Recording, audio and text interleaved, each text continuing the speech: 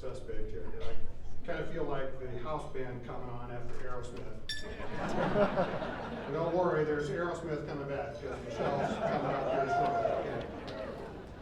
I'm going to abbreviate my remarks on purpose, but I wanted just to share with you how I it here, especially coming out of Fort Pelosi in the last 48 hours.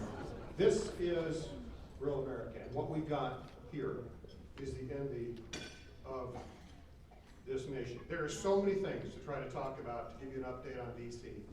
And I was thinking about the best way to do that. About middle of December, I was asked to write an opinion piece on lessons learned from 2020. So I started to do that just with time on airplanes, and so far I'm 10 chapters in, and I'm serious with that. And so I'm just going to give you the chapter headings as just kind of an update to abbreviate time, to share with you some of the lessons learned. I'm calling it 2020 vision. I'll try to get something in print at one of these times. But among those things learned, I try to explain the deep state. It is very real. And I go into that, the impact of President Trump, which is undeniable in the midst of that deep state. Number 3, why it is wrong to ever shut down an economy. And number 4, why we should always question the science.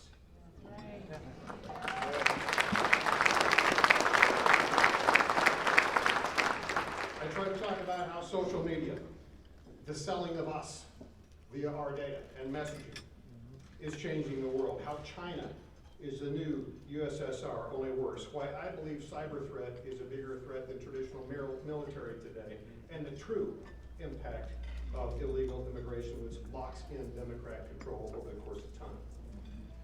And then it's fitting, because kind of the key point that I'm trying to make throughout this piece is fitting with the Rush Limbaugh tribute, because this was an observation by him that I picked up on, that I agree with, and I'm trying to expand upon. But Rush said that in order to understand the Democrats of today, you have to understand their religion. And keep in mind, the Democrats of today are not the Democrats of your parents and grandparents. Okay, these are socialist progressives. They don't even want to be called Democrats. They want to be called socialist progressives. And what Rush said that I agree with, and I try to drill down on a little bit, is politics is their religion, and the state is their God. Let me repeat that. Politics is their religion, and the state is their God. Now, if you frame that, it makes perfect sense. Because as a believer, and I'm a Christian believer, as believers, we want God to be in control. We want God to provide influence. Well, that explains why they want the state to run our health care. They want the state to run our education. They want the state to manage our resources, and the list goes on. And that also explains why they oppose free speech, and they oppose Second Amendment rights, because that empowers citizens. There's a lot to be learned with that point. Now, we know things are bad in D.C., but there's also hope. We lived, all of us here, through a Reagan administration and a Trump administration. And those administrations demonstrated the unleashed power of the American economic engine when the right leadership is in place. The tools are there when guided properly. Right now, the people that I serve with, the Democrats in control, they're in a mind-bending overreach. There is an election. I know I hate to say it, but just 20 short months away, and I know exactly what you're thinking is voter integrity, but I learned last week, as of last week, there are 128 pieces of legislation in the hopper at the state level to improve election integrity. And there's that's the hope. That is the hope. And lastly, keep in mind this, there's more of us than there is of them, and the state is not our God. I close my remarks with just a quick personal story, because all of us have gone through some struggles in the last year or 2 years.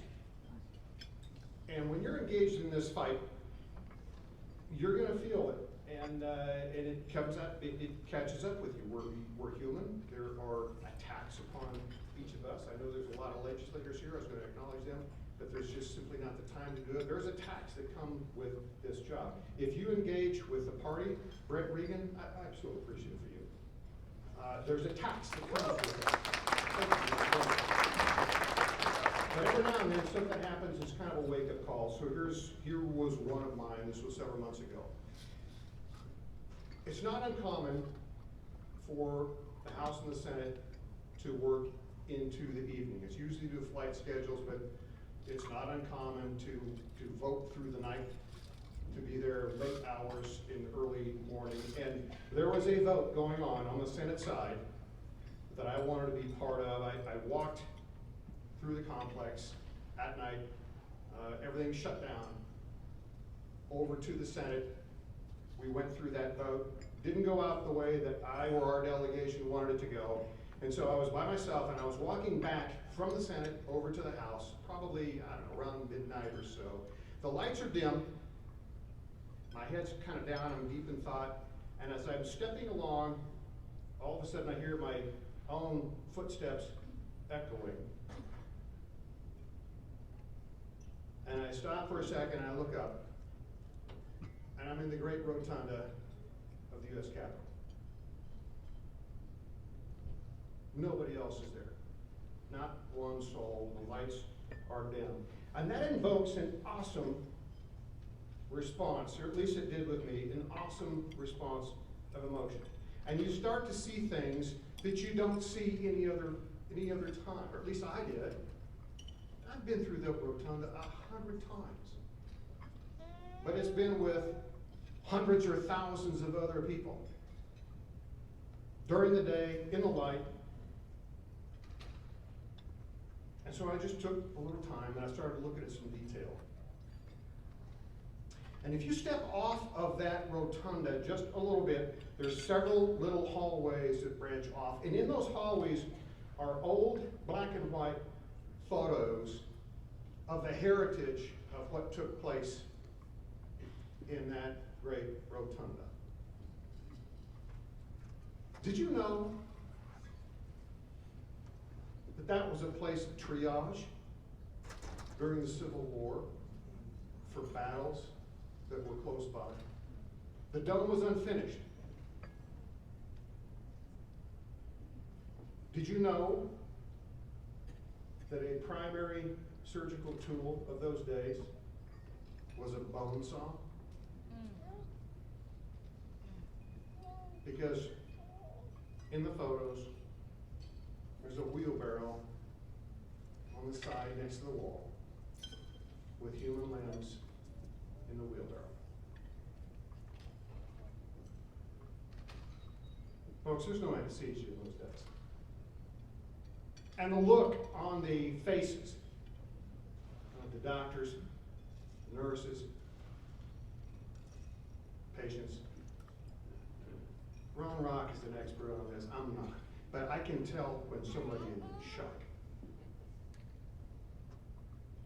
Folks, what we deal with and what we're dealing with is nothing compared to what our predecessors have been through. We are the beneficiaries of what our predecessors sacrificed. We're going to get through this. We will. But it is an honor to do what we do, and it's an obligation to stand for what they sacrificed for. So every time I start to think, okay, this is ugly, when you're getting the crap kicked out of you, I just think back on that moment, and I shut up, and I go do my job, and I'm so thankful for you, for what you do, because this is a boost of encouragement to me. This is rural America. Brett, thanks. And to all of you.